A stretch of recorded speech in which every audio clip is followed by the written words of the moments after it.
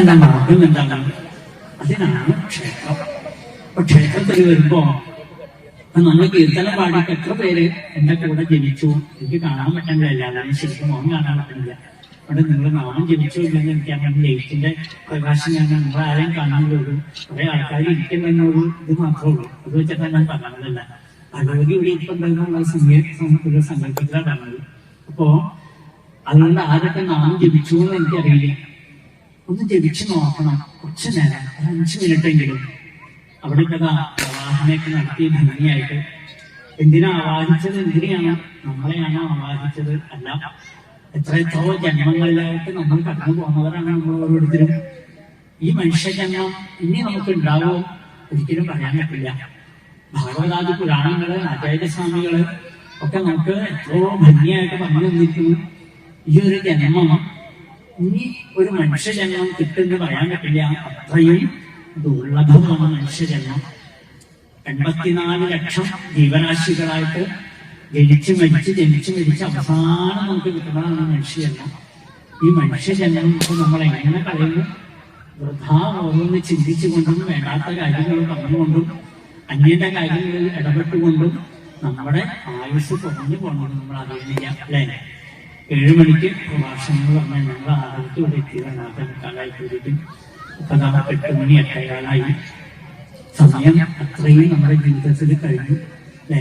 ആചാര്യസ്വാമികൾ പറയും, കാളന്തിയില് അദ്ദേഹം മുങ്ങിയിട്ട് അദ്ദേഹം പറയാം, ഞാൻ മുങ്ങിയ വെള്ളം പോയി കഴിഞ്ഞിരിക്കുന്നു, ദൂരേക്കുന്നുണ്ട്.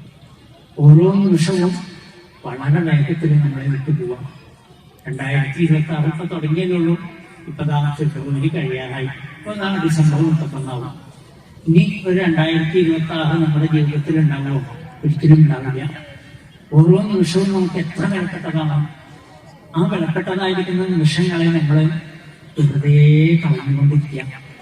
അതുകൊണ്ട് എന്തുണ്ടാവണമെന്ന് വെച്ചാൽ മനഃശാന്തി ഇല്ലാതെയാവുന്ന ആദ്യങ്ങൾ കൂടി വരണം. നമ്മുടെ ധാരണ എന്താണെന്നറിയോ? ഇന്ന് 24-ാം തീയതി കഴിഞ്ഞു, നാളെ എന്തുണ്ട്? നാളെ 25-ാം തീയതി എനിക്കുണ്ട് അല്ലെ? മറ്റന്നാളും നമുക്കുണ്ട് എന്നാണ്. തിരുവനന്തപുരത്ത് ഈ 2 മാസം മുമ്പ് ഡിസംബറിൽ എനിക്കൊരു ഭാഗവതം ഉണ്ടായിരുന്നു. അപ്പോ ഒരമ്മ ഇതുപോലെ എന്റെ മുമ്പിൽ വന്നിരിക്കും. ഭാഗവതം കേൾക്കാൻ ഇന്നും വന്നിരിക്കാമോ? നല്ല സന്തോഷവതിയായിട്ടാണ് നമ്മൾ ഇന്നും ഭാഗവതം കേൾക്കാം. പ്രഭാഷണമൊക്കെ കേട്ട് ഒരു ദിവസം 4 മണിക്ക് ചായ കുടിക്കാൻ നിർത്തിയ സമയത്ത് അമ്മ പോയതാണ്. പോണ വഴിക്ക് അമ്മ വീണു തീർന്നു. ആരൊക്കെയോ വഴിയിൽ കണ്ടു. ആശുപത്രിയിൽ എത്തിക്കുമ്പോഴേക്കും പോയി. 6 മണിയായപ്പോ എന്നെ വിളിച്ചിട്ട് എന്റെ ഭാരവാഹികൾ പറയാം, ആ മുമ്പിലിരുന്ന അമ്മയില്ലേ, ആ അമ്മ പോയിട്ടുണ്ട്. ഉള്ളിലൊരു ആനന്ദമാണ് ശരിക്കുന്നത്. ഇത്രയുള്ളൂ നമ്മുടെ ആവശ്യം. എത്ര നിമിഷം അടുത്ത നിമിഷം നമ്മൾ ഉണ്ടോ എന്ന് നമുക്ക് അറിയില്ല. പക്ഷേ നമ്മുടെ ധാരണ എന്താണെന്നറിയോ? ഇനിയും അനന്തകാലം ഞാൻ ജീവിച്ചിരിക്കും. വയസ്സായവർ പോകുമ്പോഴും നമ്മുടെ ധാരണ എന്താണെന്ന് വെച്ചാൽ ഇനിയും ഉണ്ടല്ലോ വർഷങ്ങള്, ഇനിയും ഇഷ്ടംപോലെ വർഷം കിടക്കല്ലേ. നമ്മൾ അത്രയും കാലം ജീവിച്ചിരിക്കുന്നതാണ് നമ്മുടെ ധാരണ. നമ്മൾ കഴിക്കുന്ന ആഹാരം, നമ്മൾ ശ്വസിക്കുന്നത്, നമ്മൾ കേൾക്കുന്നത്, നമ്മൾ പരിചയപ്പെടുന്നത്, നമ്മൾ ബന്ധപ്പെടുന്നത് എല്ലാം വിഷമയമാണ്. ഈ ലോകം തന്നെ വിഷത്തിന്റെ പിന്നാലെ പരിപൂർണമായിട്ട് വിഷമാണ്. ആ വിഷത്തിലാണ് നമ്മൾ കഴിയുന്നതെല്ലാം. ഏതെങ്കിലും ഒരു ആഹാരം നല്ലതുണ്ടോ? ഏതെങ്കിലും ഒന്ന് നമുക്ക് കുടിവെള്ളം പോലും നമുക്ക് വിശ്വസിക്കാൻ പറ്റില്ല. ആരെങ്കിലും മറ്റൊരാളെ വിശ്വസിക്കാൻ പറ്റുമോ? നമുക്ക് മക്കള് അച്ഛനെ അമ്മയും കൊല്ലുന്ന വാർത്തകൾ ഇന്നും നമ്മൾ കാണില്ലേ? എങ്ങനെ നമുക്ക് മക്കളെ വിശ്വസിക്കാൻ പറ്റും? ഭർത്താവിനെ കൊല്ലുന്ന ഭാര്യയെ കൊല്ലുന്ന ഭർത്താവ്, അച്ഛനമ്മമാരെ കൊല്ലുന്ന മക്കള്. എന്താ ഈ ലോകം? അതുകൊണ്ട് ഓരോ നിമിഷവും നമ്മൾ ജാഗ്രതയോടുകൂടിയിരിക്കണം. എപ്പോഴും ഭാരതീയ ഋഷിമാര് അതുകൊണ്ട് പണ്ടേ നമുക്ക് പറഞ്ഞു തന്നു. അതുകൊണ്ട് തന്നെ ഈ മനസ്സിനെ മറ്റു വിഷയങ്ങളിലേക്ക് ഓടിച്ചാതെ കണ്ട് നമ്മുടെ ജീവിതത്തിന് അല്പകാലമുള്ളൂ. വെള്ളത്തിലുണ്ടാകുന്ന കുമിളകൾ എത്ര നേരം വെള്ളത്തിൽ നിൽക്കും? അതേപോലെ എപ്പോ വേണമെങ്കിലും പൊട്ടിപ്പോകാവുന്ന ഈ ശരീരത്തിനെ വെച്ചുകൊണ്ട് നമ്മൾ ഒരിക്കലും അഹങ്കരിക്കല്ല വേണ്ടത്. ആ അഹങ്കാരം പോയി നമുക്ക് നന്മ വരണമെങ്കിൽ, നമ്മുടെ മനസ്സിന് ശാന്തി വരണമെങ്കിൽ അതിന് ഏറ്റവും നല്ല മാർഗം എന്താണെന്നറിയോ? അന്ന് ഈ അമ്മയെ ഭജിക്കല് തന്നെയാണ്. ഒരു അന്നപൂർണ ദേവിയാണ്. അന്നപൂർണയ്ക്ക് ഒരു പ്രത്യേകതയുണ്ട് അല്ലെ? എന്താ പ്രത്യേകത? ധാരാളം അന്നത്തിനെ കൊടുക്കുന്ന ആളാണ്. ശാകംഭരി നമുക്ക് വേറൊരു പേരുണ്ട്, ശതാക്ഷി എന്ന് നമുക്ക് മറ്റൊരു പേരുണ്ട്. എന്താ എന്റെ കഥ എന്നറിയോ? കുറെ അസുരന്മാര് വേദങ്ങളൊക്കെ മോഷ്ടിച്ചുകൊണ്ടുപോയി. ഒരിക്കൽ മോഷ്ടിച്ചുകൊണ്ടുപോയെന്ന് മാത്രമല്ല, ആർക്കും ഒന്നും തോന്നാതെ ഉണ്ടായി അവരുടെ എല്ലാം ബുദ്ധിയെ അപഹരിച്ചുകൊണ്ട് പോയെന്നാണ്. ആ അസുരന്മാരിൽ നിന്നുകൊണ്ട് നമുക്ക്, അതാണ് നമുക്ക് ചില സമയത്തൊക്കെ ബുദ്ധിക്ക് മോശം വരിക. വിവരക്കേട് കാണിക്കാനല്ലേ നമ്മൾ അസുരന്മാരിൽ കൊണ്ടുപോകുന്നത്. അങ്ങനെ വന്നപ്പോ ദേവന്മാരും ഋഷിമാരും ഒക്കെ പാടിക്കൂടി ഈ അമ്മയെ മനസ്സ് ചുറ്റും വിളിച്ചു എന്നാണ്. അമ്മ, യാഗങ്ങള്, പൂജകള്, ഹോമങ്ങള്, നാമജപങ്ങള് ഇതൊക്കെ മറന്നുപോയി. ഇതൊക്കെ മറന്നു പോകുമ്പോൾ അവസ്ഥ എന്താണ്? നമുക്ക് എന്തൊക്കെയാണ് ഐശ്വര്യങ്ങൾ കിട്ടേണ്ടത് അതൊക്കെ ഇല്ലാതെ ഉണ്ടായിത്തീരുന്നു.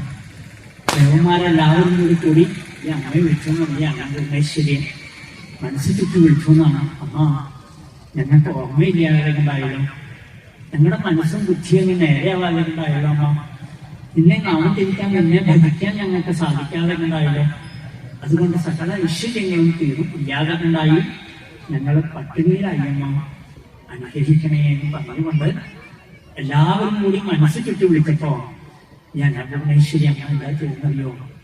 നോക്കുന്ന സമയത്ത് മഴ പെയ്യാതെ കണ്ട ഭൂമി മുഴുവനും പറ്റി വരണ്ടു. കിണറുകളും കുളങ്ങളും നദികളും ഒക്കെ. അമ്മയ്ക്ക് ശതാക്ഷി 100 കണ്ണുകളുണ്ടായിരുന്നു, 100 കണക്കിന് കണ്ണുകളും.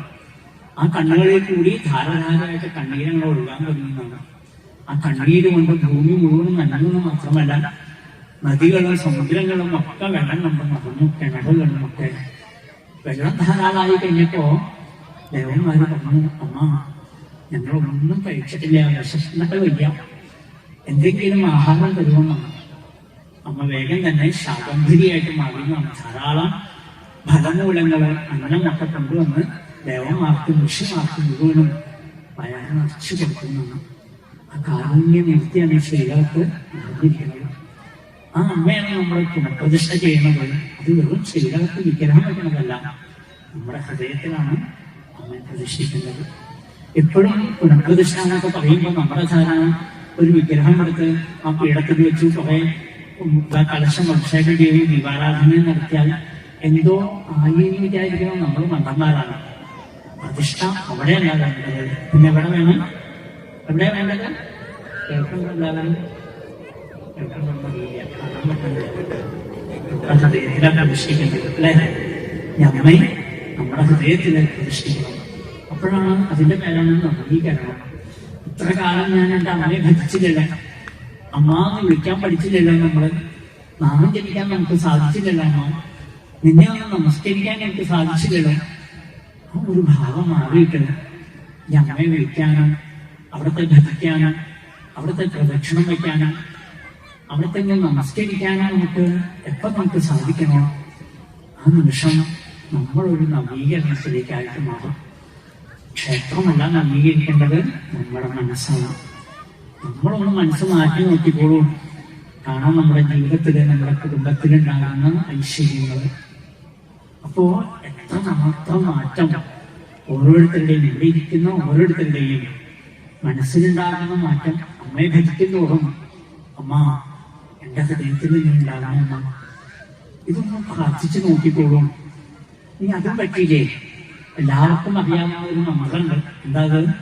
സർവമംഗളമംഗല്യേ ശിവേ സർവാർത്ഥ സാധികേ ശരണ്യേ ത്രയംബകേ ഗൗരി നാരായണി നമോസ്തുതേ.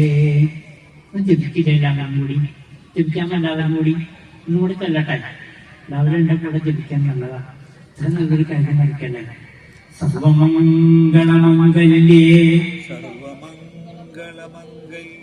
ശിവേ സർവാർത്ഥ സാധികേ ശരണ്യേ ത്രയംബകേ ഗൗരി നാരായണി നമോസ്തുതേ.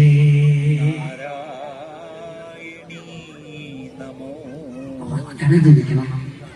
ഉള്ളിന്റെ ഉള്ളിൽ നിന്ന് അമ്മ എന്റെ സങ്കടങ്ങൾ മാറ്റില്ലല്ലോ, എന്റെ ദുഃഖങ്ങളും എന്റെ ദുരിതങ്ങളും ഞാൻ എന്റെ അമ്മയോടല്ലാണ്ട് അവരോട് പറയാം അല്ലേ? നമുക്ക് അമ്മ എന്ന് പറഞ്ഞാൽ നമുക്കൊരു വികാരമല്ലേ? അച്ഛനെ പിന്നെയും പണ്ട് പേടിയുണ്ടായിരുന്നു, പിന്നെ അച്ഛനെ പേടിക്കാണ്ടേ. പണ്ട് നമ്മളൊക്കെ കഴിഞ്ഞു പറഞ്ഞാൽ അച്ഛനെ പേടിയായിരുന്നു.